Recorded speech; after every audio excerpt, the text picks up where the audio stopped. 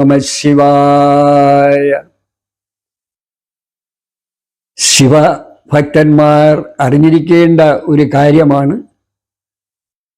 ശിവക്ഷേത്രങ്ങളിൽ ദർശനം നടത്തുവാൻ സാധിക്കാത്ത ഭക്തജനങ്ങൾ നമ്മുടെ ഭവനങ്ങളിൽ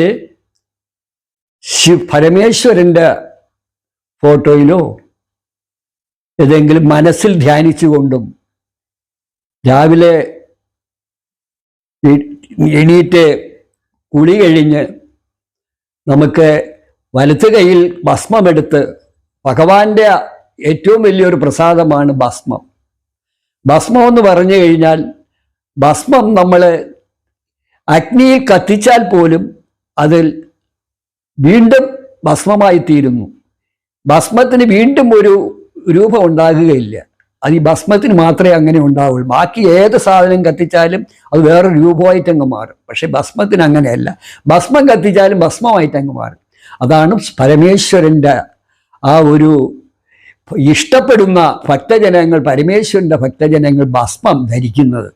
ഭസ്മം നമ്മൾ വലത്ത് കൈയിൽ എടുത്തിട്ട് ഈ ഇടത്ത് കൈയിൽ ഉള്ളം കൈയിൽ വച്ച് മോതിര വിരൽ കൊണ്ട് അത് രാവിലെ പ്രഭാതത്തിൽ പുരുഷന്മാർ, സ്ത്രീകളല്ല പുരുഷന്മാർ ചെറുതായിട്ട് നനച്ച് നെറ്റിയിൽ ഇടുകയും നെഞ്ചിലും കയ്യിലും കഴുത്തിലും ഇടുകയും ചെയ്താൽ, അത് പഞ്ചാക്ഷരി മന്ത്രം ജപിച്ചുകൊണ്ടത് ഇട്ടാൽ അതിൻ്റേതായ ഫലം നമുക്ക് ഉണ്ടാകും. നമ്മുടെ ശരീരത്തിന്, നമ്മുടെ മനസ്സിനും അതൊരു കുളിർമ ഉണ്ടാവുകയും ചെയ്യും.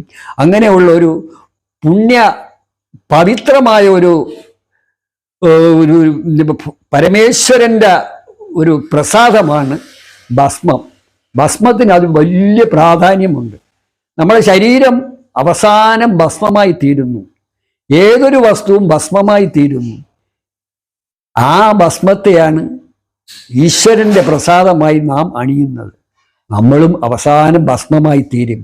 അതുകൊണ്ട് എല്ലാ ശിവഭക്തന്മാരും നിത്യവും ഏതെങ്കിലും ഒരു സമയം ഭസ്മം നെറ്റിയിൽ ധരിക്കുവാൻ തയ്യാറാകണം എന്നാണ് എനിക്ക് ഈ സന്ദർഭത്തിൽ പറയുവാനുള്ളത്.